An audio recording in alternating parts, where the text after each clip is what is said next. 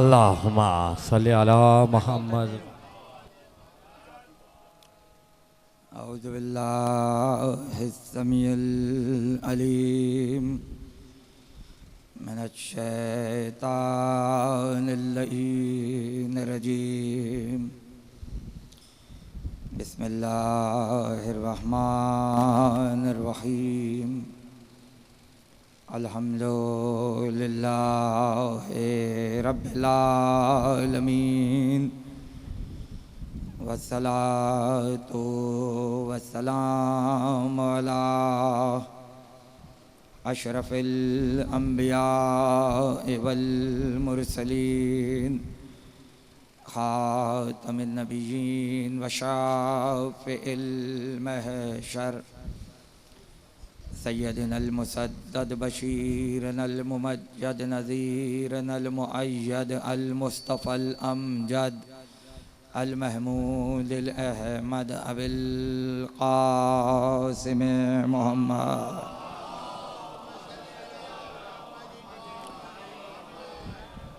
अहले बैतिहि तय्यबीन अत्ताहिरीन अल मासूमीन अल मज़लूमीन अल्लज़ीना अज़हबल्लाहु अन्हुमुर रिजसा व तहरहुम तत्हीरा।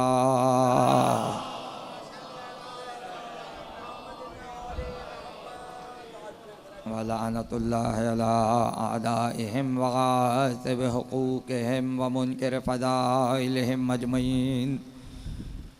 अम्मा बअदु फ़क़द क़ालल्लाहु सुब्हानहु व तआला फ़ी मुहकम किताबिहिल हकीम व क़ौलुहुल हक़। बिस्मिल्लाहिर रहमानिर रहीम। ला तजअलू दुआअर रसूल बैनकुम कदुआए बाज़िकुम बाज़ा सलवात।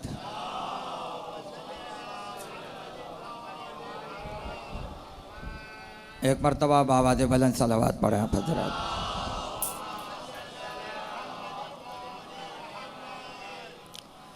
गुफ्तगू के लिए सूरह नूर की आयत पेश नज़र है और अगर बिस्मिल्लाह के साथ आयत का निशान मुअय्यन किया जाए तो 64वीं आयत की तिलावत का शरफ़ हासिल किया गया है। इसलिए कि हम उस मसलक से ताल्लुक़ रखते हैं कि जहाँ बिस्मिल्लाह हर सूरे की पहली आयत है और अगर बिस्मिल्लाह को जुज़्वे सूरा न समझा जाए तो हमारी लुगत में इसे तहरीफ़ कुरान कहा जाता है। इसलिए कि बिस्मिल्लाह के बग़ैर कुरान के मुकम्मल होने का सवाल ही पैदा नहीं होता। क्यों नहीं होता? तो सीधी सी बात है कि जब बिस्मिल्लाह आएगी तो खुद ब खुद बे का नुक्ता शामिल होगा। ना बे के नुक्ते के बग़ैर कुरान है और ना बे का नुक्ता कुरान के बग़ैर समझ में आ सकता है। इसलिए कहा था कुरान अली के साथ है, अली कुरान के साथ है। तो हम बिस्मिल्लाह को जुज़्वे आयत समझते हैं, 64वीं आयत। और इरशाद हुआ ला तजअलू दुआ अर रसूल बैनकुम, तुम रसूल को आपस में उस तरीके से न बुलाओ, उस तरीके से न बुलाओ का दुआ ए बाज़िकुम बाज़ा, जैसे तुम आपस में एक दूसरे को बुलाते हो। ये एहतराम रिसालत है, ये एहतराम रिसालत है कि अल्लाह ने जब अपने महबूब को देखा कि बुलाने वाले उसी तरीके से बुला रहे हैं कि जैसे आपस में एक दूसरे को बुलाते हैं, तो रिसालत का प्रोटोकॉल कायम किया गया। तुम और हो, रसूल और है। और जब तुम रसूल को बुलाओ तो उस तरीके से मत बुलाना कि जैसे तुम आपस में अपने दोस्तों को बुलाते हो और अपने रिश्तेदारों को बुलाते हो। यहीं से पता चल गया जिसका बुलाना हम जैसा ना हो वो खुद हम जैसा कहाँ से हो सकता है।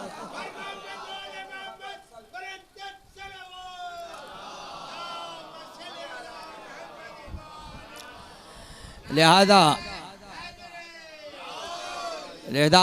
कहा गया जब रसूल को बुलाओ तो उस तरीके से बुलाओ कि जैसे रसूल को बुलाया जाता है। जैसे आपस में एक दूसरे को बुलाते हो उस तरीके से कभी रसूल को न बुलाना। अरबों का तरीक़ा था कि जब पैगंबर कहीं सामने से गुज़रते थे तो कोई मोहम्मद इब्न अब्दुल्ला कहता था और कोई अबुल कासिम पैगंबर की कुनियत से मुखातिब करके बुलाता था। तो हुक्म हुआ कि मोहम्मद मत कहना, अबुल कासिम मत कहना, बल्कि बुलाओ तो कहो या रसूल अल्लाह, ताकि पता चल जाए तुम किसी को या कह के मुखातिब नहीं कर सकते, तुम किसी को रसूल नहीं कह सकते, तुम किसी को नबी नहीं कह सकते, इसलिए कि ये रिसालत का ख़त्म करने वाला है। लिहाजा आपस में उस तरीके से जैसे बुलाते हो वैसे मोहम्मद को ना बुलाना। इसलिए कहा बुलाओ तो या मोहम्मद कहो, या रसूल अल्लाह कहकर बुलाओ, या नबी अल्लाह कहकर बुलाओ। सवाल सिर्फ इतना है कि जब हमें ये हुक्म दे दिया गया हो कि हम अपनों की तरह पैगम्बर को न बुलाएं बल्कि इंतहाई एहतराम और प्रोटोकॉल के साथ पैगंबर को बुलाया जाए, तो यही तो दुनिया समझ ले। अगर खुद मोहम्मद किसी को पुकारेंगे तो फिर उसका आलम क्या होगा। मोहम्मद जब बुलाएंगे तो फिर उसका आलम क्या होगा। इसलिए लफ्ज़ दुआ को रखा, तवज्जो रहे, ला तजअलू दुआ इर रसूल, उस तरीके से ना बुलाओ।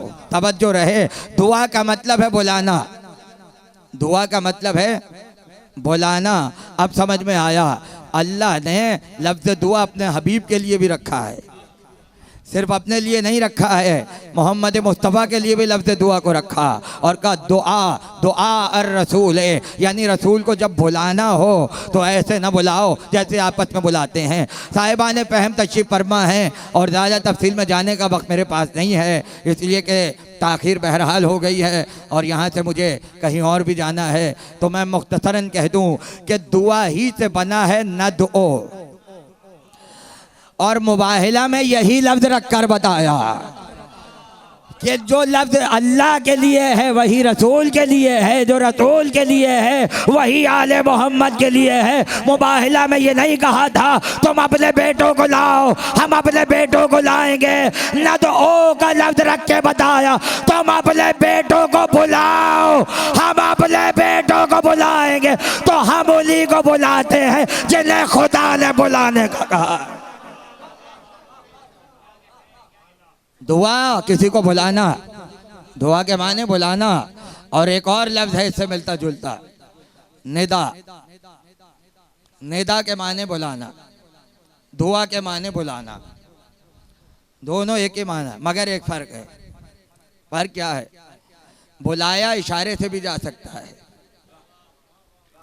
इशारे से भी बुला सकते हैं, कोई लफ्ज़ कह दिया उससे भी बुलाने की तरफ इशारा हो सकता है, कोई निशान ऐसा कायम कर दें, एरो बना दें, उससे भी बुलाया जा सकता है। भाई तवज्जो रहे, लेकिन निदा के लिए शर्त है कि बुलंद आवाज़ से बुलाया जाए। बहुत तवज्जो रहे, निदा वो बुलाना जो बावाज़े बुलंद हो, और दुआ वो बुलाना कि जो खामोशी से भी हो सकता है और इशारे से भी हो सकता है। तो मुबाहिला में नदओ कहा, नदओ दुआ से है, और नादे अली में नादे अलीयन कहा, वो निदा से है। नहीं समझ रहे आप? दुआ खामोश है, निदा बावाज़े बुलंद है। अली के लिए कहा नादे अलीयन मज़हरुल अजाइब, अली को बुलाओ मगर बुलंद आवाज़ से बुलाओ।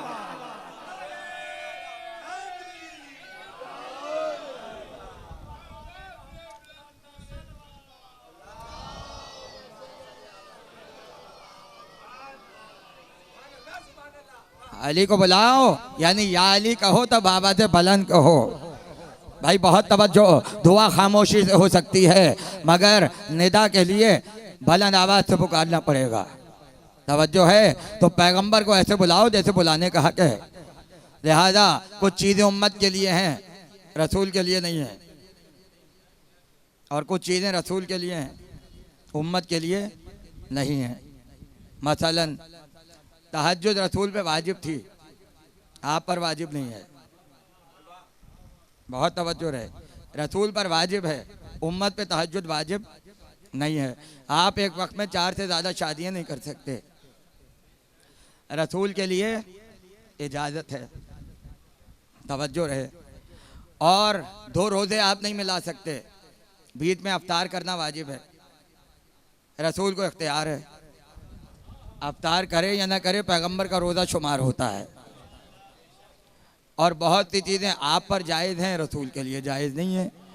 मसलन प्याज और अदरक आपके लिए जायज़ है, रसूल के लिए जायज़ नहीं है। अब पूछेंगे क्यों? इसलिए कि इसकी बू में कराहट पाई जाती है। खाएं तो दहन का जायका भी बदल जाएगा और खुशबू भी बदल जाएगी। अल्लाह ने हर ऐसी चीज़ को रसूल से दूर रखा कि जिसमें कराहट पाई जाती हो। भाई बहुत तवज्जो रहे। लिहाजा बहुत सी चीज़ें पैगंबर के लिए जायज़ है, उम्मत के लिए जायज़ नहीं है। और बहुत सी चीज़ें उम्मत पर जायज़ हैं मगर रसूल के लिए जायज़ नहीं है। तो जहाँ बहुत सी चीज़ें थी वहाँ ये भी कह दिया तकब्बुर जायज़ नहीं है, गुरूर करना तुम्हारे लिए जायज़ नहीं है, मगर कहा मेरे लिए जायज़ है। उम्मत गुरूर नहीं कर सकती, मगर रसूल ने कहा मेरा हक है, अगर मैं गुरूर करना चाहूँ तो मैं गुरूर कर सकता हूँ। तो यहीं से पता चल गया उम्मत के मामलात और होते हैं, रसूल के मामलात और होते हैं। मगर कुदरत ने चाहा जिस तरह हमने पैगंबर के मामलात मुख्तलिफ रखे हैं, उसी तरह अहले बैत के मामलात भी औरों से मुख्तलिफ रखेंगे। आयत नाजिल हुई जिस तरह आपस में एक दूसरे को बुलाते हो वैसे मोहम्मद को ना बुलाओ। अब सबकी ज़बान पे आया या रसूल अल्लाह, जहाँ से गुजरे या रसूल अल्लाह। और अब जब घर में आए तो वो बेटी जो रोज़ाना बाबा कहती थी उसकी ज़बान पर लफ्ज़ आया या रसूल अल्लाह, या रसूल अल्लाह। एक मरतबा अबरू पे बुलाया, का फातिमा ये क्या कहा, तुम तो बाप कहती थी, आज या रसूल अल्लाह क्यों कह रही हो? का बाबा आयत नाजिल हुई है, ऐसे न पुकारो रसूल को जैसे आपस में एक दूसरे को पुकारते हो। तो फौरन पेशानी को चूम कर कहा ये आयत उम्मत के लिए है, तुम्हारे लिए नहीं है। फातिमा के मामलात और है, उम्मत के मामलात और।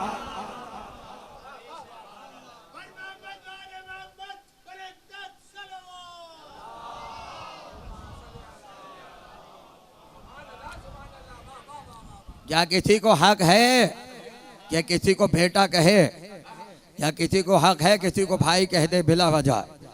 क्या कोई औरत हक रखती है कि किसी को अपना बाप कहते बिला वजह? नहीं। घर के नाम और होते हैं, बाहर के रिश्ते और होते हैं। घर के रिश्ते और हैं, बाहर के रिश्ते और हैं। बाहर वालों में कोई रसूल को बाप नहीं कह सकता, भाई नहीं कह सकता। भाई तवज्जो रहे। मगर जब घर में आएंगे तो बाप पुकारने वाली सिर्फ फातिमा, बाबा कहने वाले सिर्फ हसन और हुसैन, और भाई कहने वाला एक अबू तालिब का बेटा।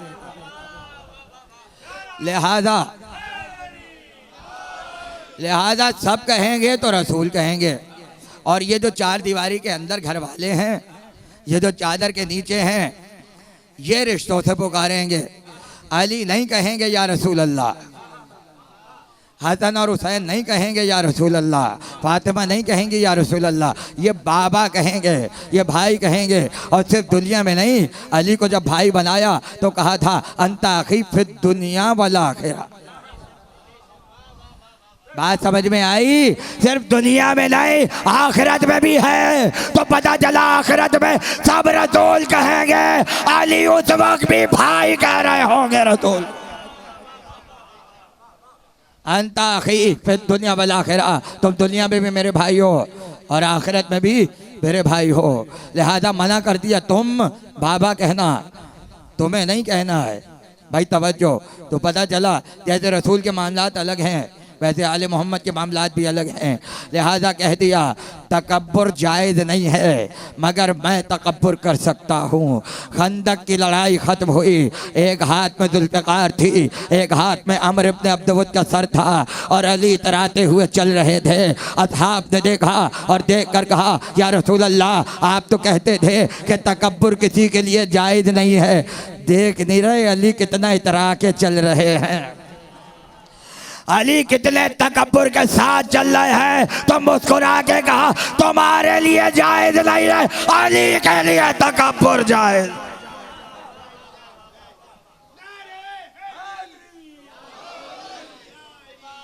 तुम्हारे लिए जायज नहीं है मगर अली के लिए जायज है। आना जायज नहीं है, उसके लिए है। तुम क्या हो, तुम्हारी हैसियत क्या है कि तुम अना कह सको।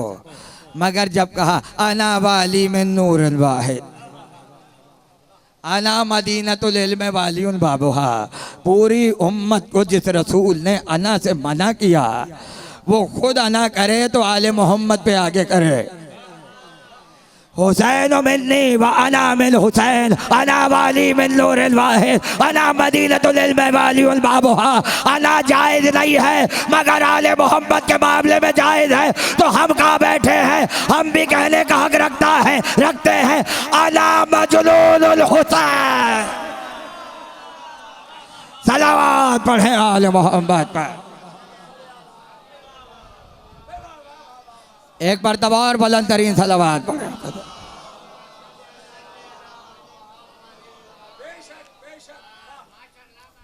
तवज्जो है तो कुछ चीज़ों में रसूल हक रखते हैं, रसूल के लिए जायज़ है, उम्मत के लिए जायज़ नहीं। तो जहाँ बहुत सी चीज़ें रसूल के लिए थीं वो अली के लिए भी रखी, अली के लिए भी रखी। गुरूर उम्मत के लिए नहीं है, रसूल और अली के लिए है। तुम सिर्फ अपनी औलादों के बाप हो, मैं और अली इस उम्मत के बाप हैं। वल्दियत अपने लिए भी रखी और वल्दियत अली के लिए भी रखी। भाई बहुत तवज्जो। तो बहुत से मामलात में अली और रसूल बराबर हैं, उम्मत का हक नहीं है मगर मोहम्मद और रसूल का बराबर का हक है। ये गुरूर कर सकते हैं, ये अना कर सकते हैं, ये इस उम्मत पर वही हक रखते हैं कि जो एक बाप अपने बेटे पे रखता है। अरे ये हक भी सिर्फ और सिर्फ अली को दिया कि अगर उम्मत में कोई अपनी बीवी को तलाक देना चाहे तो शौहर के अलावा कोई नहीं दे सकता, मगर अली से कहा सिर्फ तुम्हारा हक है, अगर तुम चाहो तो तलाक दे सकते हो। सलावत पढ़े आले मोहम्मद पर। भाई बुलंद तरीन सलावत पढ़े आप हजरात।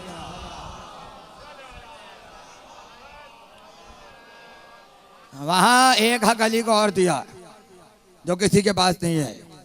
कहने लगे उम्मत में किसी को हक नहीं है कि मेरे नाम और कुनियत को जमा करे। यानी अगर नाम मोहम्मद हो तो कुनियत अबुल कासिम हो, या कुनियत अबुल कासिम हो तो नाम मोहम्मद हो। हराम है, हराम है। कहने लगे किसी के लिए जायज़ नहीं है, सिर्फ मेरे लिए जायज़ है। तो हराम हो गया या नहीं? अगर कोई मोहम्मद नाम रखेगा, कुनियत नहीं रख सकता, हराम है। तवज्जो रहे, रसूल के लिए जायज़ है, उम्मत पे हराम है। उसके फौरन बाद क्या, जब सब पे हराम कर चुके हैं, कहने लगे या अली सब पे हराम है, तेरे लिए जायज़ है। और उसके बाद कहा कि तुम्हारा एक बेटा होगा, एक बेटा होगा, लिहाजा मैंने उसे अपना नाम दिया, मैंने उसे अपनी कुनियत दी, कुनियत दी। लिहाजा मोहम्मद हनफिया को ये शरफ हासिल है कि नाम भी रसूल का है और कुनियत भी रसूल की है। और जब मदीने की गलियों में चलते थे तो फ़ख्र से कहते थे है कोई मुझ जैसा कि जहाँ रसूल का नाम और कुनियतें मिल गई हों। जुमला ज़ाया मत कीजिएगा, ये शरफ सिर्फ रसूल को है या फिर अली को है कि वो मोहम्मद नाम की को और अबुल कासिम की कुनियत को एक जगह करते हैं। या तो मोहम्मद हनफिया हैं कि जिनका नाम भी मोहम्मद है और कुनियत अबुल कासिम है, या फिर गैबत में रहने वाला बारवा है जिसका नाम भी रसूल का है, कुनियत भी रसूल की है।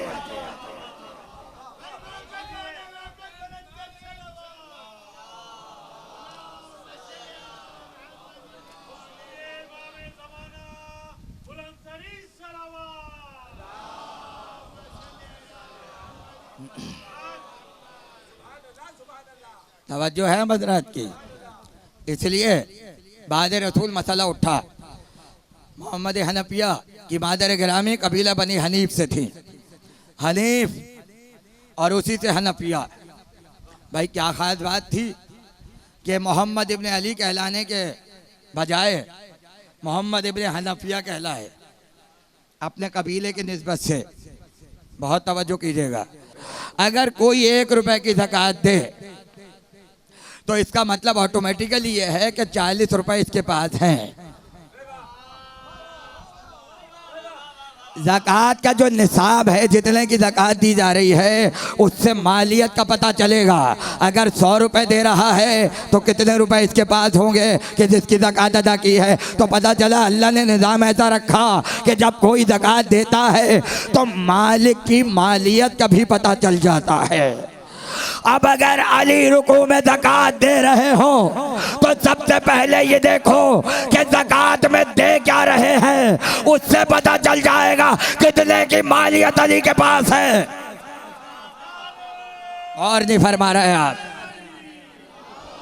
अब हमने तो ये देखा कि जिस अंगूठी पर पूरा मुल्क सुलेमान चल रहा था, जिस अंगूठी पर जिन्नात की बादशाहत हाथ में थी, जिस अंगूठी पर लोगों की हुकूमत हाथ में थी, और ऐसा मुल्क सुलेमान कि खुदा ने कहा जैसा तुम्हें देंगे वैसा किसी और को नहीं देंगे। उस एक अंगूठी पर पूरा मुल्क सुलेमान चल रहा था और अली ने उसे ज़कात में दिया। अब पता चला मुल्क सुलेमान अली की मिल्कियत का 40वां हिस्सा है। भाई जुमला दाया मत कीजिएगा। जो 40वें हिस्से में मुल्क सुलेमान दे रहा हो उसकी कुल मालियत कितनी होगी। और बदले में विलायत की आयत नाजिल हो रही है। अल्लाह वली है, रसूल वली है, और वो वली है जो रुकू में ज़कात देता है। अब पता चला जब मुल्क सुलेमान को 40 गुना बढ़ाओ तो अली की विलायत की हद शुरू होती है।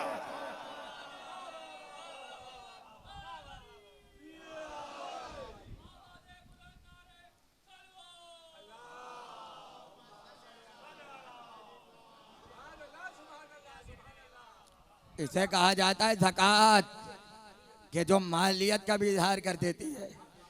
तवज्जो है। तो बनी हनीफ ने कहा हम ज़कात नहीं देंगे सिवाय गदीर के मौला के, किसी और का हक नहीं है कि उसको ज़कात दी जाए। अली का इससे बड़ा कोई फेवर हो सकता है। अब जो कुछ हुआ वो ना बयान कर सकता हूँ। तारीख में लिखा है किसकी इस्मत दरी की गई, किसको कत्ल किया गया, किसके घर पे हमला किया गया, कि जो आज सैफुल्ला बने फिर रहे हैं। तारीख में सबके किरदार महफूज हैं। और बाद वालों ने भी कहा गलत हुआ, खून नहीं बहाना था, इसलिए कि वो मुनकिरीन ज़कात नहीं थे, बल्कि वो ये कह रहे थे कि हम ज़कात अली के अलावा किसी और को नहीं देंगे।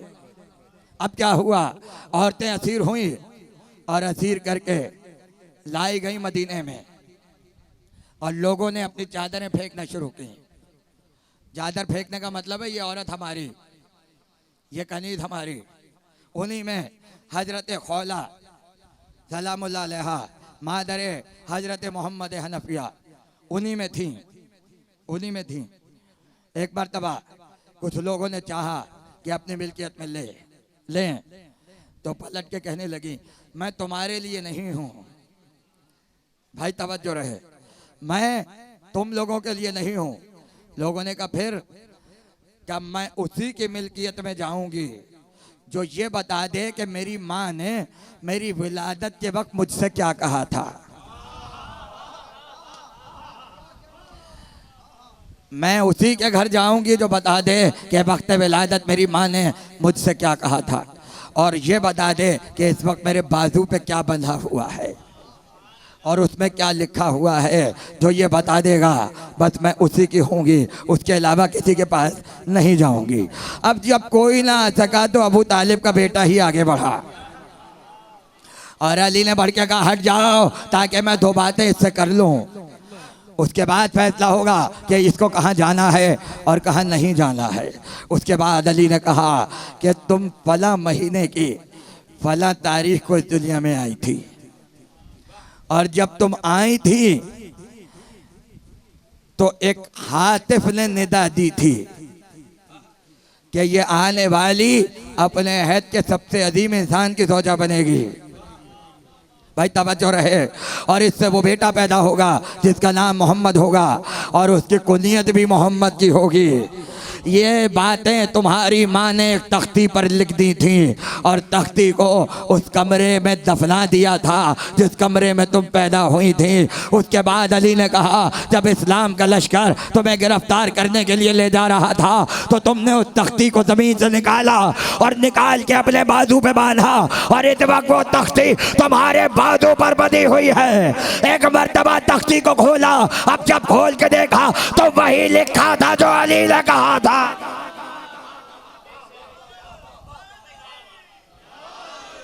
वही लिखा था जो अली ने कहा था। लिहाजा सबने कहा, या अली, ये सिवाय आपके किसी और के घर में नहीं जाएंगी।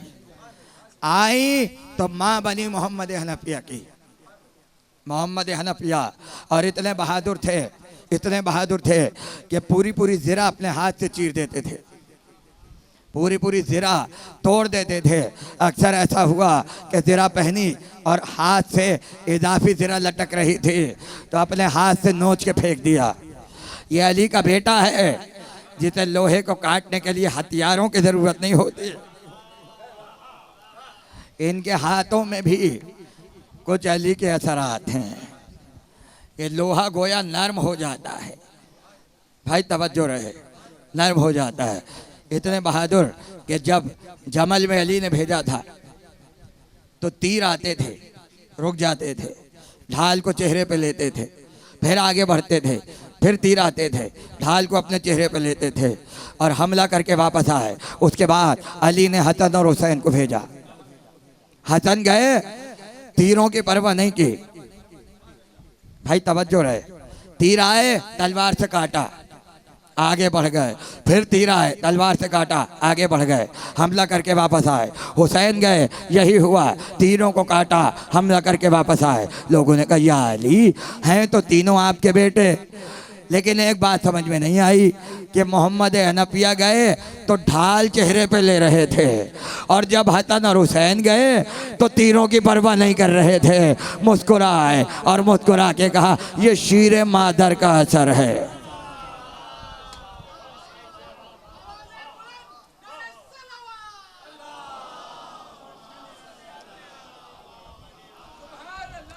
भाई तवज्जो रहे, अली ने बताया, है दोनों बहादुर मगर एक तीर आने पर ढाल को चेहरे पे ले रहा है और दो वो है कि जो तीरों की परवाह नहीं करते। अब ये देखो, किसकी माँ फातिमा है और किसकी माँ खौला है। अब पता चला कोई अगर बहादुर हो तो सबसे पहले देखो माँ कितनी बहादुर होगी।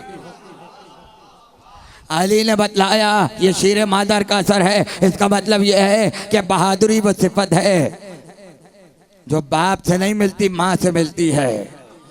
इसलिए मरहब से कहा था, मेरी माँ ने मेरा नाम हैदर रखा है।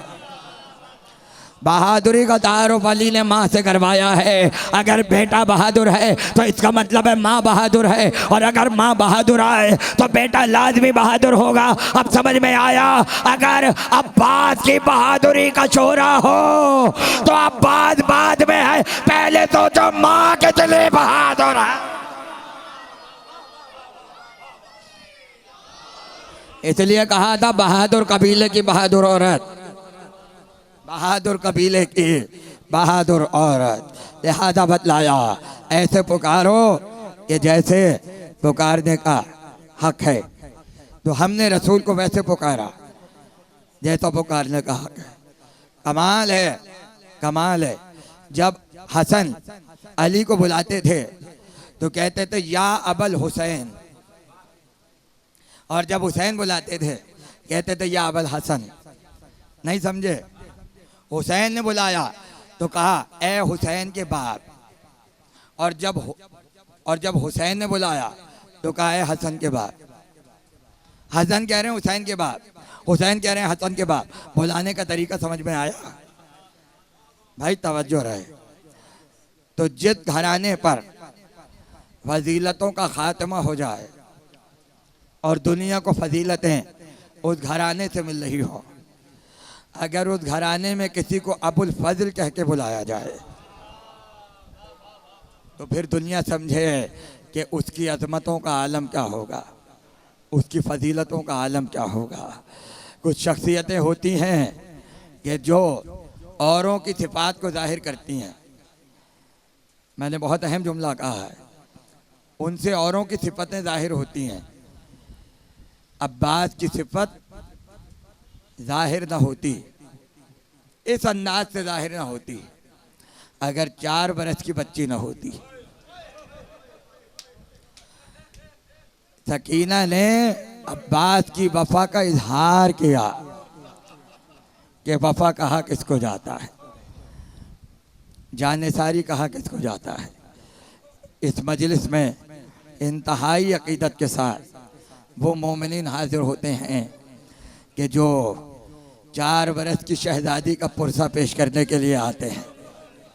मुझे नहीं पता ये पुरसा किसकी बारगाह में पेश किया जाए, हुसैन की खिदमत में या उस दुखियारी माँ की खिदमत में कि जिसकी 2 कलियाँ थीं, एक करबला में रह गई, एक शाम के जिंदान में रह गई। अरे जिसका सुहाग भी उजड़ चुका हो और जिसकी गोद भी खाली हो चुकी हो, ये रबाब का मुकद्दर है, ये रबाब का मुकद्दर है। खुदा इस जिक्र के सदक़े में सबकी बेटियों को सलामत रखे। जो साहिबाने औलाद है, जो बेटियों वाले हैं, वही समझ सकते हैं कि बाप और बेटी की मोहब्बत क्या है, और वही जान सकते हैं कि जब 4 बरस की बच्ची सुमों से लिपट गई होगी और कहा होगा बाबा मैं मख्तल में नहीं जाने दूंगी, तो हुसैन ने कहा था सकीना क्यों, तो पलट के कहा अरे यही चाचा अब्बास कह कर गए थे, इसलिए मैं नहीं जाने दूंगी। तो घोड़े से उतर के सकीना को गोदी में लिया और गोद में लेके कहा, फरमाया निकलती नहीं सैदानियाँ बाहर, सीने पे सुलाएंगी तुम्हें रात को मादर। वो बोली कि सोएंगे कहाँ फिर अली असगर। शह ने कहा अब जिद न करो सदक़े में तुम पर, शब होएगी और दश्त में हम होएंगे बीबी, असगर मेरे साथ आज वहीं सोएंगे बीबी। वो कहती थी बस देख लिया आपका भी प्यार, मैं आपसे बोलूँगी ना बिया शह अबरार, अच्छा ना अगर कीजिएगा जल्दाने का इकरार, मर जाएगी इस शब को तड़प कर ये दिल अफकार। कैसी हैं ये बातें मेरा दिल रोता है बाबा, कैसी हैं ये बातें मेरा दिल रोता है बाबा, घर छोड़ के जंगल में कोई सोता है बाबा। असगर कभी साथ आपके अब तक नहीं सोए, बहला लिया माँ ने अगर चौंक के रोए। शफकत ये मुझे पर थी कि बेचैनी न होवे, ये प्यार हो जिससे उसे यूं हाथों से खोए। जीते रहे पर जान के सब लख्ते जिगर है, मैं आपकी बेटी हूँ।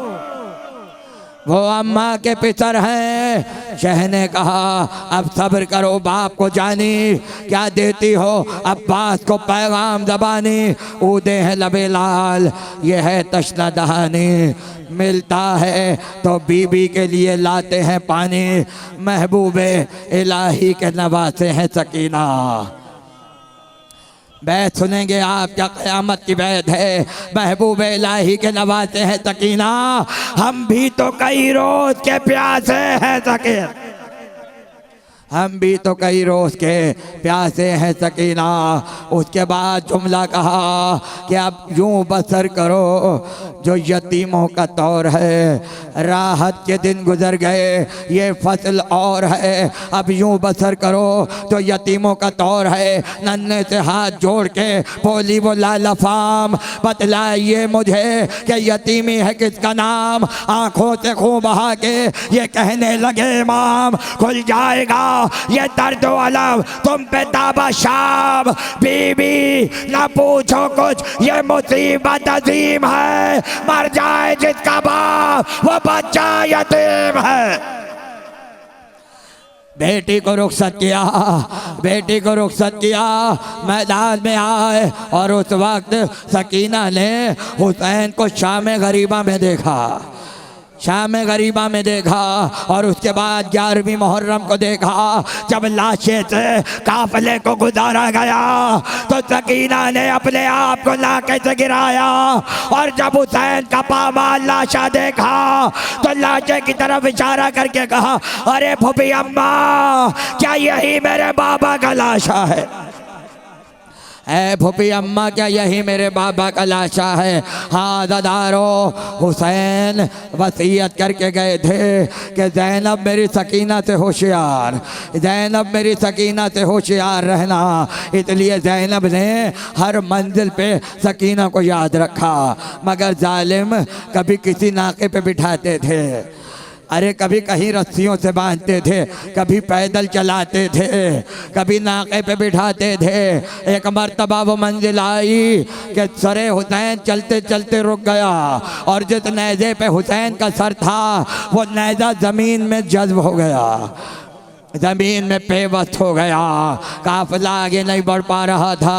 एक मर्तबा शिमर ने ताज़ियाना लिया, बहुत आराम से सुनिएगा, और ताज़ियाना लेके सैयद सज्जाद के पास आया और आकर कहा, सैयद सज्जाद हुसैन से कहो आगे बढ़ जाए वरना हम ताज़ियाना मारेंगे। अरे अपनी जंजीरों को संभाला, हुसैन के नेज़े के सामने आए और आकर कहा, बाबा आगे क्यों नहीं बढ़ते? तो कटे हुए सर से आवाज़ आई, ऐ सज्जाद मेरी सकीना नाके से गिर गई है। खुदा किसी गम में न रुलाए।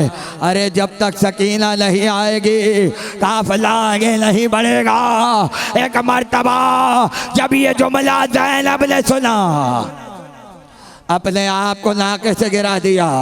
ऐ भाई की अमानत कहाँ हो? ऐ गोद की पाली सकीना कहाँ हो? अरे सकीना ज़ैनब को आवाज़ दो। ज़ैनब पुकारती हुई चले मगर सकीना की आवाज़ कहीं ना आई। जब बहुत दूर तक निकल गई तो क्या देखा, एक दरख्त के साए में एक बीवी बैठी हुई है और गोदी में सकीना सो रही है। आगे बढ़ी और बढ़कर कहा, ऐ बीबी तुम्हारा शुक्रिया, तुमने मेरी बच्चे की हिफाजत की। ऐ बीबी तुम्हारा एहसान मैं कभी नहीं भूलूंगी। एक मर्तबा उस बीबी ने कहा, अरे ज़ैनब नहीं पहचाना? का कौन है? का मैं माँ फातिमा ज़हरा, मैं फातिमा ज़हरा। अरे अम्मा तुम यहाँ कहाँ से आ गई? का ज़ैनब जब से मेरा लाल कत्ल हुआ है मैंने लश्कर को तनहा नहीं छोड़ा। अरे जहाँ जहाँ काफिला जा रहा है माँ साथ साथ जा रही है। और जब मैंने देखा कि मेरी लाडली नाके से गिर गई, अरे मैंने सकीना को गोदी में ले लिया। मगर ज़ैनब आहिस्ता बोलो, अरे सकीना सो रही है, सकीना सो रही है। काफिला आगे बढ़ गया और बढ़ते बढ़ते अब कदम कदम पे मुसीबत, कदम कदम पर आफत। मगर जब जब ताज़ियाने पढ़ते थे एक ही आवाज़ आती थी, अब्बास। पत्थर आए अब्बास, ताज़ियाने आए अब्बास, सहेलियाँ मारी गई अब्बास। एक एक लम्हे पर अब्बास को पुकारा और चलते चलते शाम का दरबार आ गया। आलम यह है कि नाम महरमों के इशारे हैं और तारुफ हो रहा है। यह अली की बेटी ज़ैनब है, यह अली की बेटी उम्मे कुलसूम है। एक इशारा हुआ, ये हुसैन की बेटी सकीना है। यजीद के दरबार में मस्खरा मौजूद था, उसका नाम था ज़ुहैर। और जब वो देखता था कि माहौल सोगवार हो रहा है तो यजीद को हंसाने के लिए ऐसे जुमले कहता था कि यजीद खुश हो जाए। उसने यजीद के चेहरे को देखा तो चाहा कि यजीद को खुश करे। एक मर्तबा उसने अपनी उंगली शहजादी की तरफ बढ़ाई और बढ़ा के अजीब जुमला का मैं बयान नहीं कर सकता, मगर मैं क्या करूं, इसलिए कि आले मोहम्मद पर रुलाया इसलिए जाता है ताकि दुनिया को बताए कि हम अब भी ना रोएं तो फिर हम कब रोएं। जालिम ने इशारा किया और इशारा करके कहा, यजीद क्या तू इजाज़त देता है कि इस बच्ची को कनीज़ी में ले लो? अजरुकुम अल्लाह। क्या आलम गुजरा होगा। सकीना ज़ैनब से लिपट गई और लिपट के कहा, अरे फूफी अम्मा, अब ये वक्त आ गया कि सैदानियों को कलीदी में लिया जाएगा। जैसे ही ये जुमला सुना उसने कहा, तुम्हारा सैदानियों से क्या ताल्लुक है। ज़ैनब के जलाल में कहा, अरे तुझे नहीं पता मैं अली की बेटी ज़ैनब हूँ, ये हुसैन की बेटी सकीना है, ये कटा हुआ सर मेरे भाई का है। एक बार खंजर को निकाला, हाथ को काटा, ज़ैनब के कदमों में डाला और कहा, बीवी इसी हाथ से इशारा किया था, मुझे नहीं पता था ये आले मोहम्मद हैं। ए बीवी, हशर के दिन सिफारिश कर देना। अरे मुझे नहीं पता था ये सकीना है। लो अज़ादारों, दिन गुजरे और रातें गुजरी और वो रात आई कि जब बच्ची ने कहा, फूफी अम्मा मेरे बाबा आ गए, फूफी अम्मा मेरे बाबा आ गए। का सकीना यहाँ बाबा नहीं है। क्या हुआ बेटा। का अभी अभी ख्वाब देखा है। क्या देखा है। का ख्वाब में देखा है बाबा आए थे और कह रहे थे, उठो सकीना तुम्हें लेने आ गए। एक बाप ही समझ सकता है कि बेटे की मोहब्बत क्या है। जब ये जुमला सुना इतनी शिद्दत से मातम हुआ कि जिंदान के दरो दीवार लरज़ गए। शोरे गिरिया यजीद तक पहुंचा और यजीद ने कहा, ये क्यों रो रहे हैं, आखिर बात क्या है। यजीद को बताया गया, अरे 4 बरस की बच्चे अपने बाप को याद करके रो रही है। यजीद ने कहा, इसको खामोश कराया जाए। कैसे खामोश कराएं। का सरे हुसैन भेज दे, बच्ची खुद ब खुद खामोश हो जाएगी। अब दोनों रिवायतें हैं। एक रिवायत ये है कि सर चला और जिंदान में आया, और दूसरी रिवायत ये है कि जब सकीना ने पुकारा, खजाने का ताला टूटा, संदूक खुला, सरे हुसैन खुद बाहर आया, जिंदान का दरवाज़ा खुला, सर जिंदान में दाखिल हुआ। एक मर्तबा ज़ैनब ने कहा, अरे लो मेरा भाई आ गया। आखिरी जुमले मसाइब के, कल लो सकीना बाबा आ गए, लो सकीना बाबा आ गए। एक मर्तबा सर को अपने सीने से लगाया और लगाकर कहा, बाबा जरा तमाचों के निशानात तो देखो, जरा मेरे जख्मी कान तो देखो, जरा मेरा जला हुआ कुर्ता तो देखो। उसके बाद कहा, मैं बुलाती रही, उस वक्त नहीं आए, मगर आज आए हो। रुखसार पे रुखसार को रखा, शहजादी सो गई। एक मर्तबा दरबान आगे बढ़े, का सरे हुसैन वापस किया जाए। ज़ैनब आगे बढ़ी, सकीना का शाना हिलाया, का बेटा सज्जाद, हाँ फूफी अम्मा, इन्ना लिल्लाह है। खुदा आपको शाम की ज़ियारत है कराए, खुदा आपको शाम का जिंदान दिखाए। आले मोहम्मद की बाद करबला सबसे बड़ी मुसीबत है। मगर अज़ादारों, आप सबकी वसीयतें सुनते हैं। हर एक ने अपनी अपनी शहादत से पहले वसीयत की। सकीना की वसीयत सुनेंगे। एक रात को ज़ैनब से कहा था, फूफी अम्मा मुझे नहीं लगता मैं जिंदान में जी पाऊंगी। फूफी अम्मा अगर मैं मर गई जिंदान में, तो ये जो नशेब में ज़मीन है, मुझे यहाँ मेरी कब्र बनाइएगा। सकीना क्यों। का इसलिए कि नशेब में ठंडक ज़्यादा होती है। काश आप सुन पाए जो जुमला कहूँगा। का फूफी अम्मा ऐसी जगह दफनाना कि मेरे जिस्म को राहत पहुँचे, इसलिए कि अब मेरी हड्डियों में दम नहीं है। इतने मसाइब सहे हैं और इतनी गर्मी देखी है, इसलिए मुझे नशेब में दफनाना ताकि मुझे राहत मिल जाए। अज़ादारों, वही हुआ। सकीना की कब्र वही खोदी गई और आज वही सकीना की कब्र नशेब में है। मगर ज़्यादा पुराना वाक़या नहीं है, आज से 200 बरस पहले का वाक़या है कि सैयद इब्राहिम जो दमिश्क के आलिम थे, उनके ख्वाब में सकीना आई और आकर कहा, मेरी कब्र में पानी आ गया।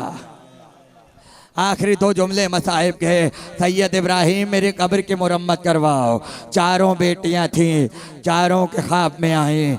जब उन्होंने देखा बार बार हुसैन की बेटी आ रही है तो चलो हाकिम दमिश्क के पास चलते हैं। जब हाकिम के पास आए, हाकिम ने कहा मेरे ख्वाब में भी आई हैं और आकर कह रही है मेरी कब्र में पानी आ गया है। खुदा की कसम दुनिया को बतलाना था कि जिंदान में एक बच्ची बेखता मर गई है, इसलिए कुदरत ने निज़ाम बनाया कि सकीना की कब्र खोली जाए। आदादारों का आलिम आए, सबके हाथों में चाबी दी गई, लेकिन सिवाय सैयद इब्राहिम के किसी के हाथ से रोज़े का ताला नहीं खुला। इसका मतलब है इमाम ज़माना की इजाज़त थी। बस दो जुमले, दरवाज़ा खुला, चारों तरफ से कनात लगा दी गई ताकि कोई मर्द दाखिल न होने पाए। सैयद इब्राहिम अपनी ज़ौजा के साथ रोज़े में दाखिल हुए। खुद भी सैयद है, बीवी भी सैयद है। कब्र सकीना से पत्थरों को हटाया। 1200 बरस के बाद सकीना की कब्र खुली। सुनेंगे जुमला आप। सैयद इब्राहिम की ज़ौजा ने सकीना को अपने हाथों पे लिया। साहिब मुंतखब तवारीख ने पूरी रिवायत लिखी है, जब कब्र मुरम्मत हो चुकी तो सकीना को वापस कब्र में लिटाया और कब्र को बंद कर दिया। अब सुनो जुमला, कई महीने तक सैयद इब्राहिम की ज़ौजा को होश न रहा। यह है सकीना की मुसीबत, दुनिया का होश न रहा। जब 3 साल गुजर गए और किसी ने पूछा आपने क्या देखा, एक बार हाथों को चेहरों पे मारा और कहा तूने मेरे जख्मों को ताज़ा कर दिया। कहा कुछ तो बताइए। कहा ये सुन लो, 1200 साल गुजर गए, तादियानों के निशान, तमाचों के निशान, जख्मी कान, जला हुआ कुर्ता, हाय सकीना, हाय शाम का दिन।